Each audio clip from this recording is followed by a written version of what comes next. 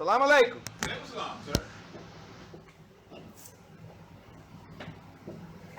In the name of Allah, the Beneficent, the Merciful, to whom praise is due forever, the Lord of the worlds,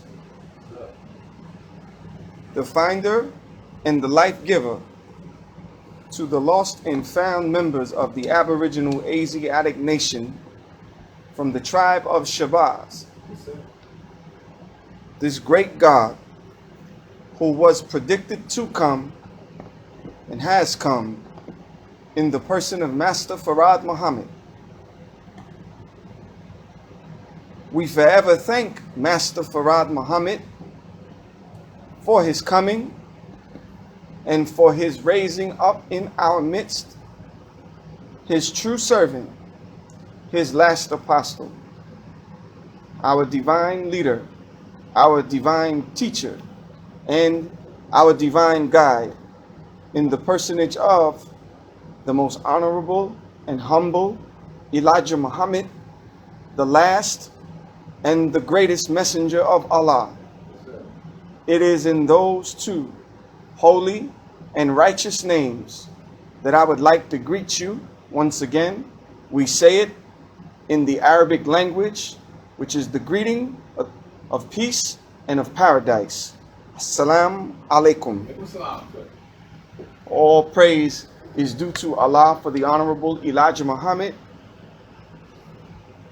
I am honored, I am humbled by the opportunity to come before my audience to represent to you the life-giving teachings of the Honorable Elijah Muhammad. With all that we have endured over the last 41 years since the messenger's departure.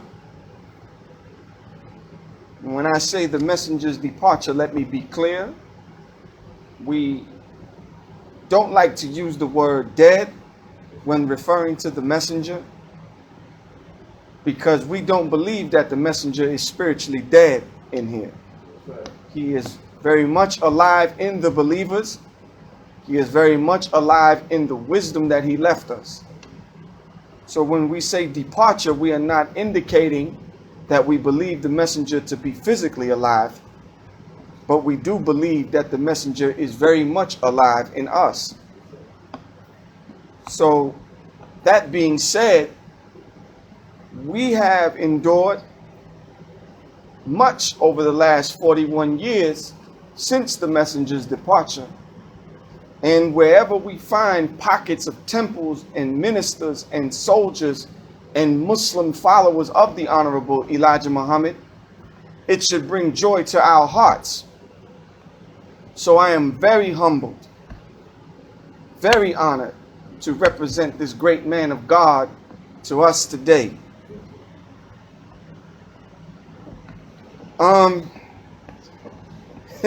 It's kind of difficult to come to the rostrum this Sunday and not at least touch on what has transpired over the last week.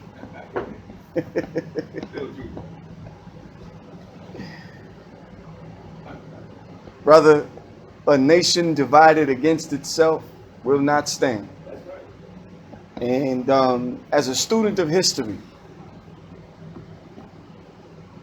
when you look at the student of the history of the Civil War in this country, the polarization of two ideologies, and I'm a little young, I don't remember the 1960s, and I'm sure none of us remember the Civil War.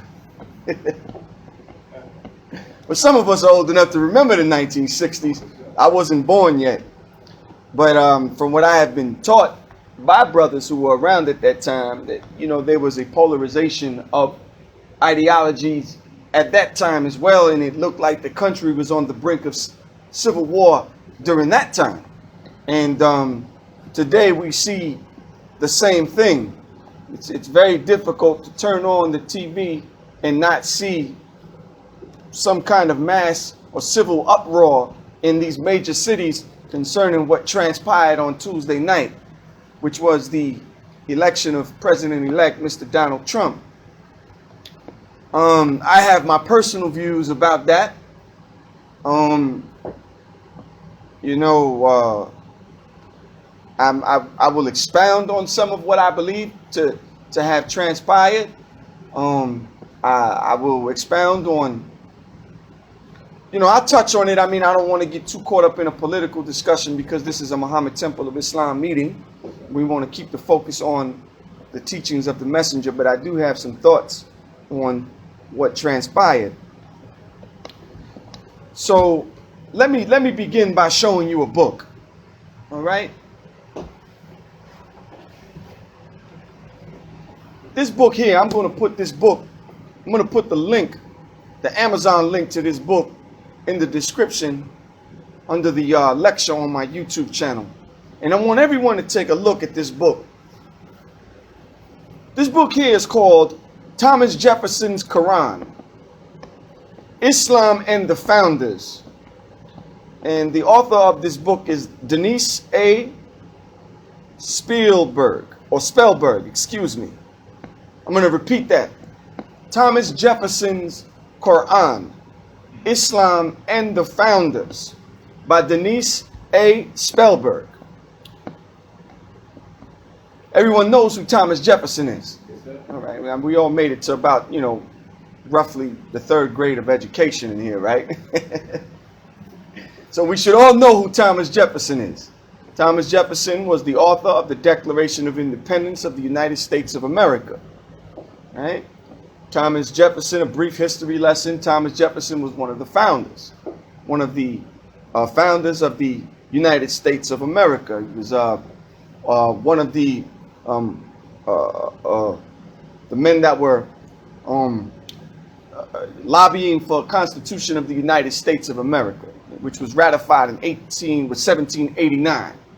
Thomas Jefferson was one of a group of members during the time when the Constitution was on the table, when they were negotiating whether or not the United States of America would be a loose confederation of states, or would it be a unified country under an administration in Washington, which initially was Philadelphia, the capital of the United States, but then they moved it there several years later to Washington, D.C.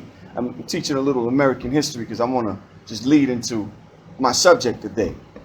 Thomas Jefferson belonged to a group of writers, which was called the Anti-Federalist.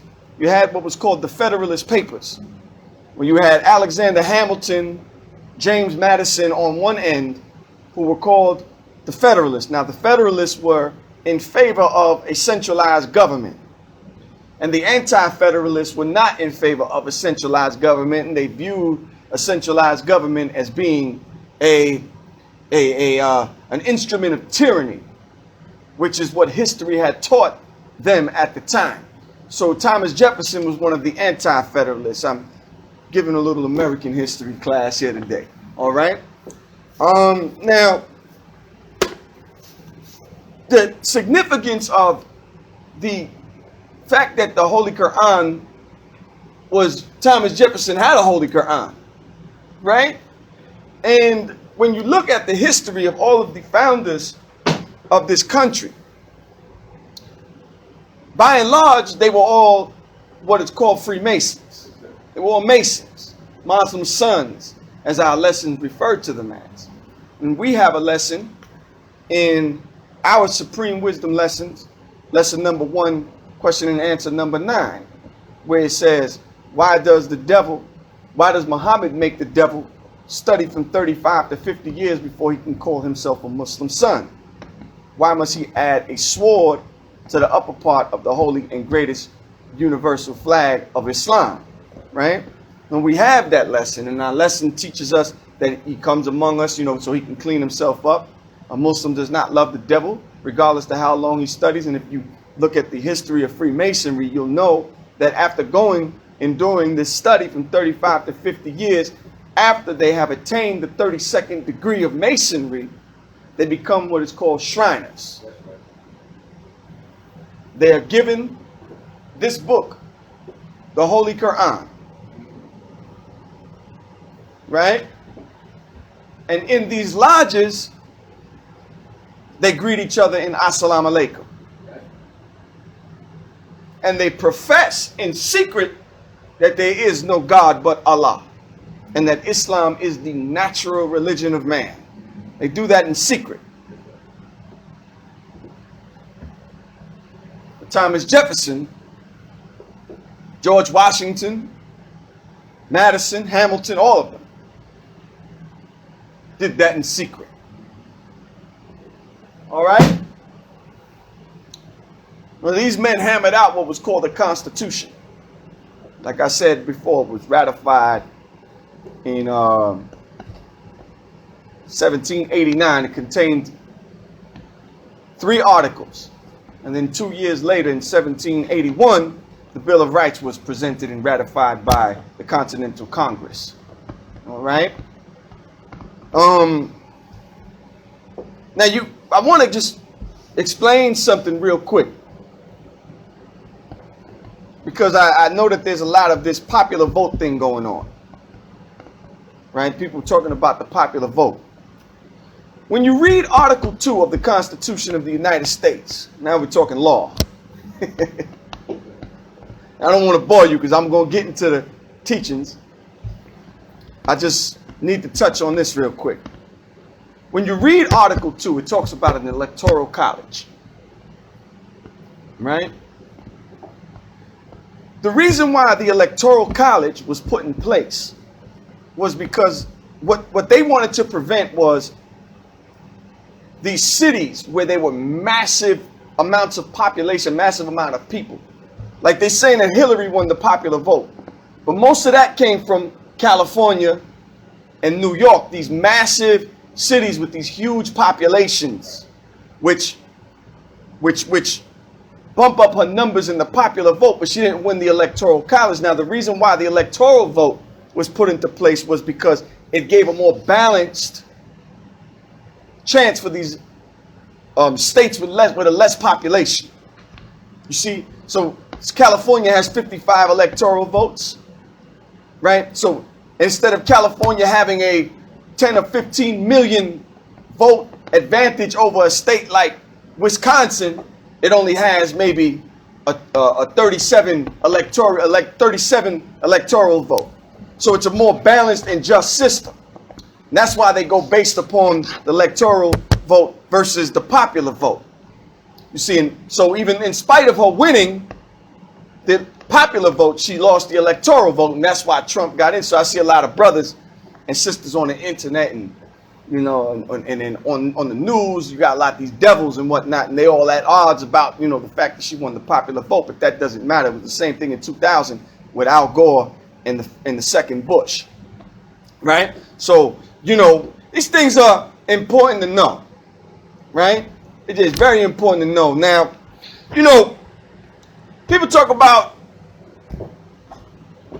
oh, this is terrible, and this is, oh my, he's this, and he's a racist, and he's that, and look,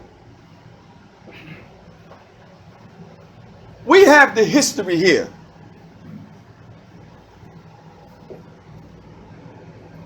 Master Fard Muhammad came to America and raised up a messenger for us. He raised up a messenger for the so-called American Negro. And that messenger is also for those of us who belong to the aboriginal people of the earth, who have accepted Islam as taught by that last and greatest messenger of God. So he's also my messenger. Meaning a messenger to those of us who are members of the aboriginal people. Because my family don't come from America. My family comes from Latin America.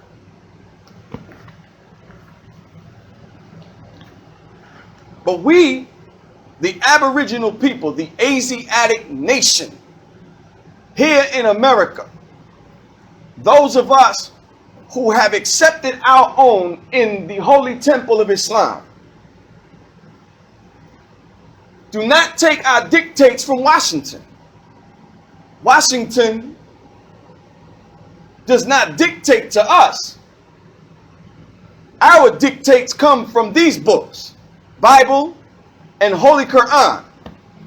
And our dictates come from this man, the last and the greatest messenger of God, the Honorable Elijah Muhammad, who is the man that God raised up for us.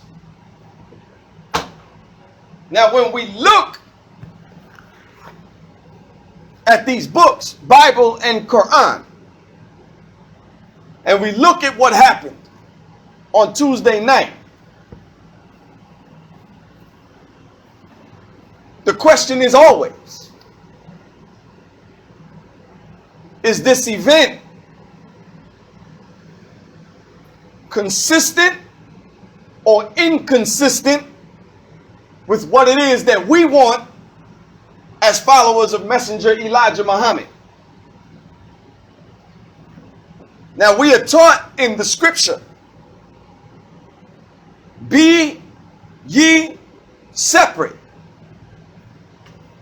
We are taught in the scripture that two would be lying in the bed, that God would take one and he would leave the other. We are taught the separation of the wheat from the tare. And there are countless other examples in the Bible and Quran that one can cite to drill home that point. Messenger Elijah Muhammad, on point number 4 of what the Muslims want, which is our Constitution. See, I know the Constitution of the United States because I study law. And it's also very important to know because I don't live anywhere else but the United States. So I should know the law of the land that I live in. But we have our own Constitution, followers of Messenger Elijah Muhammad. And the messenger says, in point number 4, now I'm paraphrasing because I don't have a Muhammad speaks up here. Yes, let me get one. You got one, brother. I want to read it verbatim.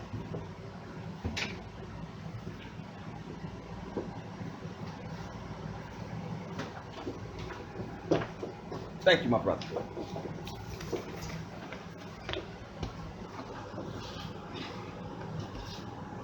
All right. Point number 4. We want our people in America whose parents or grandparents were descendants from slaves to be allowed to establish a separate state or territory of their own, either on this continent or elsewhere. We believe that our former slave masters are obligated or obliged to provide us, slave masters are obliged to provide us with such land, and that the area must be fertile and minerally rich. We believe that our former slave masters are obligated to maintain and supply our needs in this separate territory for the next 20 to 25 years until we are able to produce our own needs. There's more, but I want to focus on this right now. I heard the messenger say that if after 20 to 25 years we haven't become independent or we haven't got our nation up, that the devil has the right to come in there, brother, and kill us all. You see, because when you're asking for something, you have to be able to make good on that promise or that agreement. You see? See, you have to have a moral high ground, brother. And everything, or else you're not qualified to speak on it. It's like most of us, we don't have a moral high ground to complain about Donald Trump. Because we have not done anything really for ourselves. So we can complain about the devil, but what are we doing? All we're going to do is complain? You don't care nothing about that. Shoot, I don't care nothing about that. See, the Honorable Elijah Muhammad said that the so-called Negro must be completely re-educated, must be completely made over. So the process of reformation must take place from within self. It don't matter who's, doesn't matter. This is a win, brother, in my opinion. See, the 37th chapter of the book of Ezekiel speaks of winds. Winds of circumstances. It's a wind. Who knows? Maybe this will be the wind we need in order to stand up and form that exceedingly great army. Maybe. I don't know. We'll see. We got 4 years coming. As if we got 4 years. As if Allah doesn't blow this whole thing down, brother. But we'll see. Right? So, we are supposed to be focused on a government of our own. That's where our focus should be. Filling up the temple, making converts for Muhammad, building industry, building schools for self, carving out a destiny for ourselves. That is the basis of Messenger Elijah Muhammad's teaching. Independence. That's why we got a flag of our own. That's why we have our own constitution. That's why we have our own culture, mores. That's why we say Salaam Alaikum. And we don't say, what up, Holmes? Or what's happening, my nigga? We don't talk like that. Because we have our own way, our own civilization. The Nation of Islam is not just some little religious group. Some little funny brothers walking around with bow ties on, selling bean pies. That's not what we are, brother. We are a world. And the FOI represent the first converts to the New World Order. Now some of y'all say, oh, New World Order, I told you they was Masons. No, that's not what that means. Not in this house. The New World Order will be spearheaded by God in person. And the first begotten of the dead is the Honorable Elijah Muhammad. He is the cornerstone of that new world. We are his followers.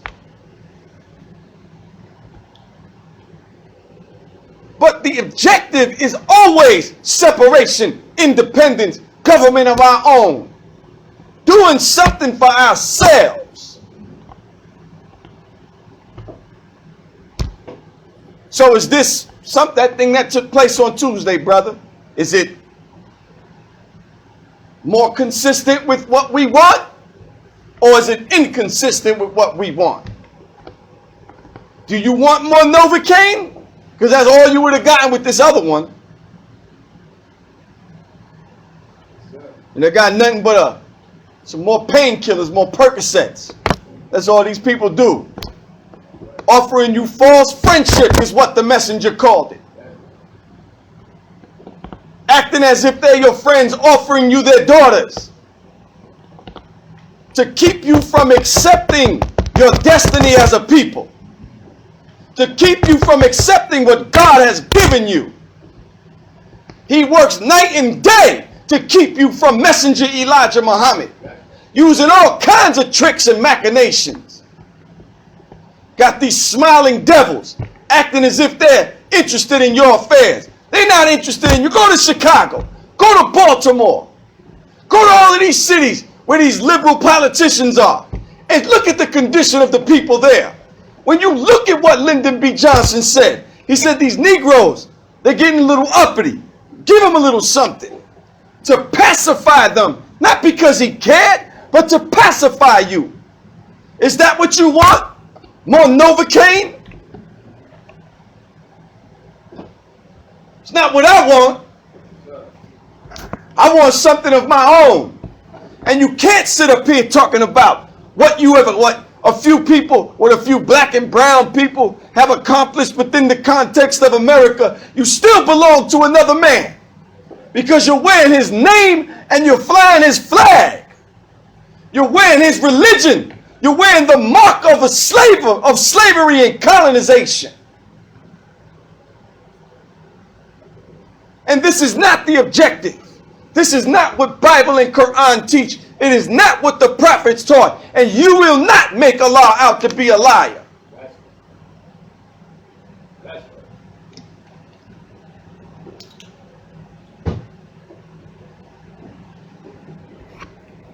So,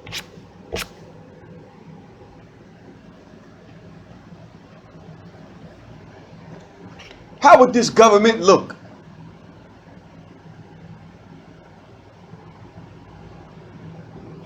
Brother, I was walking up, I had a pie. Lost Found brother says, "Oh, I know where y'all brothers from 127th Street." I said, not exactly, brother. I said, we the brothers from the temple, Muhammad Temple of Islam. Right on 135th Street. He was like, y'all know where Farrakhan? We was like, no, brother, we're not connected to the administration in Chicago. We just a small group of brothers and sisters, you know, sincere followers, just trying to do the right thing by our people, you know, believe in the teachings. So, you know, those are our brothers. You know, we don't practice division among our people. We don't do that. You know, Minister Farrakhan's doing his job. He's doing what he does. No one has a monopoly on the teachings. It is what it is. We just believe the old way. We believe in the letter. We believe in what the messenger said directly. So this is where we are, brother. If you want to come on out, you're not going to hear a whole bunch of, you know, bashing Farrakhan. You're not going to hear a whole bunch of bashing this one, but that's not what we about in here. We a working temple, brother. You come in here, brother, you're going to see brothers at work. It's what we do. If you want to come on by, brother, come on by, check us out. Brother said, yeah, I'll come on by, brother. When's your meeting? 2 o'clock? I said, yes, sir, 2 o'clock, just like the old days. Messenger said, don't change anything. We're not, you know, we doing our best to stick to that instruction. Right? So what would this government look like? Because I'd like to answer the brothers, you know, just some of your brother look a little confused. You know, when you look at the Meet the Press interview in 1972, you remember that, right? I don't have it on me, but I have it in every, you know, we all know, you know what I'm talking about. The messenger said a lot of stuff in there. And most brothers, they focus on the part where he said they would not be a successor. And he said it several times.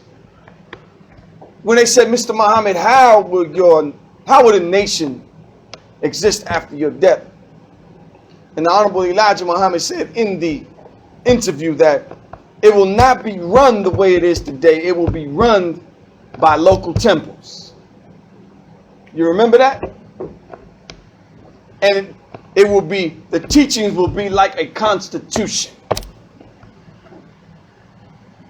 So this highly concentrated national headquarters of where all of this power is concentrated into one city will no longer be like that. That it'll be governed by local temples. And the teachings will be followed like the Constitution. What does that mean? Does that mean that we should not have unity with cities? Of course not. The nation of Islam is either united or there is not, it's not a nation. So we should be united. But to have all of the temples under one city, and that one city dictates to every temple, what it should be doing, that's not what the messenger said in the Meet the Press interview. He said it will be governed locally. You see, in any time that we've had issues with outside temples trying to dictate to New York what New York should do, and, you know, I don't have a right to tell Georgia or Atlanta what to do. I don't know what's going on in Atlanta. I know what's going on in New York. I don't have the right to tell Detroit. I don't know what's going on in Detroit. Detroit is Detroit. It has a unique history. Detroit is the first city. I don't know about Chicago. I ain't never been to Milwaukee, brother. I don't know. I wouldn't know who the heck do I think I am sitting in New York trying to dictate to Los Angeles how it should function. I've never been to LA. I know some good brothers out there, but I've never been there personally. I know New York. This is where I'm from. Right? Frank Sinatra. New York, New York. That's where I'm from, brother. Born and raised. I'm not from Puerto Rico. I'm from New York. I'm a New Yorican. Born and raised. It's what I know. So just like what's best for New York should come from New York. Shouldn't come from Texas. No disrespect intended to any brothers. Because we all brothers. That's what Muhammad taught. Close ranks. We all brothers. No big I's, no little U's. When you come in the military, just like this is a military. This is a military. Let's not get it twisted. Let's not get it confused as to what we are. That's why we have general orders. Right? What other organization receives general orders but a military organization? All right? When you come in the military, when I'm talking about the white man's military, the military of the United States, the armed forces, be it the Navy, be it the Marine Corps, the Army, or the Air Force, National Guard, whichever branch of the military, you receive what is called an MOS. And those of us who have been in the service know what I'm talking about. An MOS is a military occupation specialty. Right? Now we're talking soldier talk. Your MOS is based upon your test scores. So if you score very high on your entrance exam, coming into the service, in mathematics, they'll put you in a mechanics or an engineering MOS. Or they'll put you somewhere else based upon your test scores, based upon what your strengths are. That's where you receive your MOS from. Right? In here, it's the same way. Ministers, that's an MOS. Captain is an MOS. Lieutenant is an MOS. Private is an MOS. Squad leader is an MOS. Secretary is an MOS. It's all based upon your skills and aptitude as a soldier within the ranks of the fruit of Islam. But that don't mean I'm greater than you, because only Allah can determine that. Not me. I don't determine that. Allah determines that. Some of us work harder than others, and the Holy Quran says, are the seeing and the blind equal? Are those who spend in Allah's way equal with those who just profess belief? Of course not. Not according to the Quran. So equality is not something that's absolute. It only applies to the law. See, all of us are equal under the law of Islam. But equality, absolute equality, no sir. Allah distinguishes that based upon our record of work. But we all brothers. And I'm not going to sit up here and badger another brother, especially one who professes belief in Master Farad Muhammad and his messenger. I will not do that. Because I know that Muhammad would not approve. But the messenger said in his interview that this will be governed by local temples, and the teachings will be like a constitution. That's what he said. So this is a local temple. It's a local temple. You know how it's a local temple? Because I believe. I wrote a letter. I'm a registered member of the Nation of Islam. You wrote a letter. The brothers that are in here wrote letters. We all wrote letters. I bear witness there is no God but Allah, and I bear witness that Elijah Muhammad is his servant and apostle. Please give me my original name. My slave name is thus and so. We all wrote that letter. We all recited our student enrollment and our actual facts. We all swore an oath of commission into the Nation of Islam. Because our word is bond and our bond is life. So this is a local temple. And we have general orders. Why am I saying this? Because you mentioned it, brother. You're speaking about how Brother Minister Jeremiah Shabazz, told you years ago, told the believers years ago in Brooklyn about some of these brothers that used to be with Malcolm. And now they're running around with 50 Elijah Muhammad buttons. Talking about all praises due to Allah and running around with FOI uniforms at big events. But you never see them in the temple. You don't see them or you don't see their greenbacks. If you're working, that's a valid reason. Where's your greenbacks? Right? How you think a nation's going to get built, brother? Nation don't get built without money. Right? So, check this out. This is a local temple. The Honorable Elijah Muhammad said, anytime there's two or more believers present, Allah is present. I believe. You believe. I know that. I know that, brother. You hear. Brothers come out, brother. We dedicated, man. This flag is up. This is a temple. This is a place where Muhammad's pristine teaching is being taught.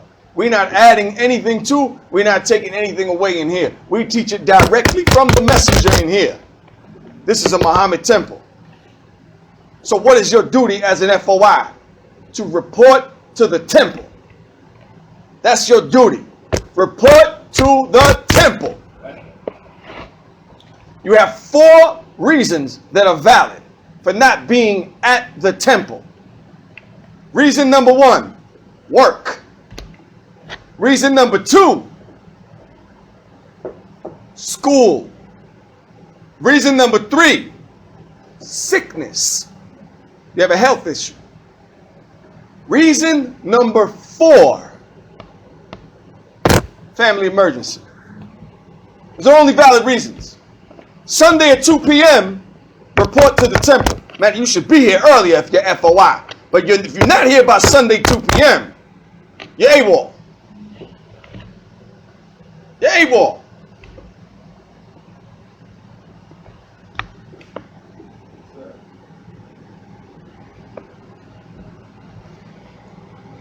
We are obligated to make 2 meetings per month. If you can't make that because you're working on Sunday, fine. Send your charity. We'll send you a receipt. We'll mail you a receipt in the mail. Send it through PayPal. We'll mail you a receipt. It's a tax write-off. Make your check or money order out to Muhammad Temple of Islam, number 7, New York City. If you can't be here, at least let your greenback speak for you. Because we are here representing a teaching that's supposed to represent independence for our people. You want to keep sending your children to public school? Be my guest. You want to keep, wait, brother, this is New York. Where we going to get a bowl of bean soup? All these Muslims. If I want a bowl of bean soup, I got to go home. I don't mind. I love my wife's cooking. I married a good MGT. But I'm saying, All these Muslims. Not one place in this city that I could think of where we can get a bowl of bean soup if we wanted to. Where's that going to come from? The sky? No, that stuff takes money. It takes money. It takes manpower. But these same brothers, 50 million Elijah Muhammad buttons on, talking about how much they love the messenger, and putting FOI uniforms on. You putting a military, class A military dress uniform on, but you're in bad standing technically because you have not reported to the temple. You're really technically in bad standing. So why are you wearing that uniform? Hey, that's the law of Islam. This is a nation of laws. The sun, moon, and stars. Freedom, justice, and equality. This is a nation of law. The Holy Quran says Islam is the religion of justice. This is not a nation of personalities. It is a nation of law and order. If you find yourself outside of that law, then you're in bad standing. Now the burden of proof is on you to prove to us, not us to you, but you to us, how you stand in the nation of Islam using the law of Islam. I'm not talking about your track record and where you've been since Master Farad Muhammad went to Detroit. Right or wrong? I've been in the nation since 1930, brother. Okay, brother, that's nice. Take charge of this post and no temple property and views. Do you understand what I'm saying, brother?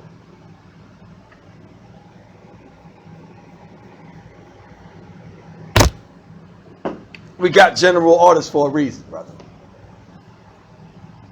They have restricted law. One of the laws says, do not associate with those in bad standing in or out of the temple. This is restricted law number 12. FOI should be in the temple.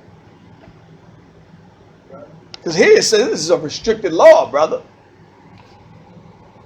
Do not associate with those in bad standing in or out of the temple.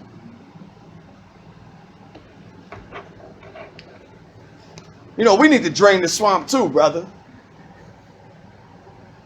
We got a whole lot of, we got a swamp we need to drain too, brother. We got a whole lot of draining to do, brother.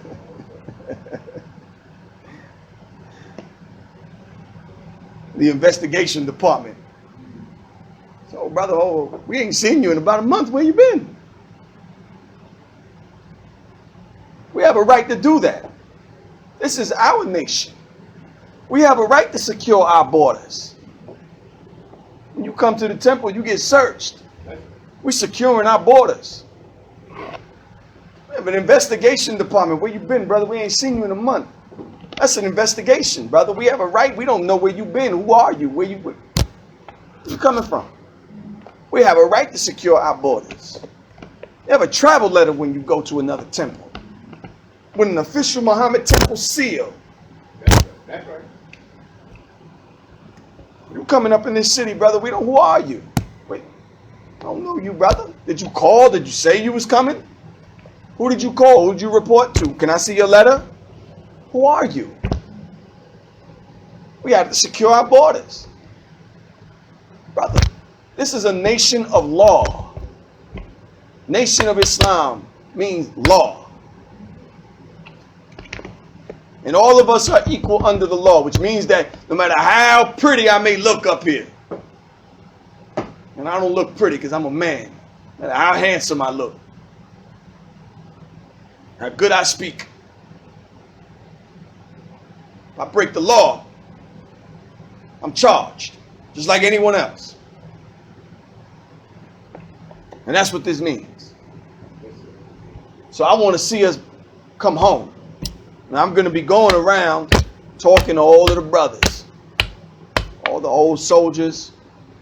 I'm going to be making phone calls to brothers. Y'all brothers, come on, man. Come on, brother. 1-2 meetings a month, send some charity. Listen, we here. You know we not trying to rob the people. You know what we doing here, brother. You know we trying to get something going here, brother. Where you at, brother? You're obligated. You have a responsibility to your nation, brother. You have a responsibility to the Honorable Elijah Muhammad, brother. I'm not trying to hear no excuses, brother. At least 1-2 meetings a month you should be here, brother. At least. Put on a suit and come out. And help. If that's too much to ask, brother, you know, I mean, I don't see how some of us could call ourselves true followers, brother, if that's too much to ask. But with that, I'm going to close praying to Allah that these words have resonated and that see some progress around here. And I hope that, you know, this whole Donald Trump thing, brother, motivates us to do something for self, because you know, brother, they're going to cut government funding, brother. A lot of these programs you see out here, welfare is going to be cut back on, brother. A lot of this stuff, the party is over. The sheriff is back in town, brother, and it's good. You should cut them off. You should reverse all of these welfare policies and all of this stuff, brother. You should do it. We need motivation. We need somebody to stick a foot in our rear ends, brother. That's exactly what we need. Medicine tastes bitter going down, brother, but it's healthy. All right. So with that, I greet you as I came before you in the greetings, words of peace. Salaam Alaikum.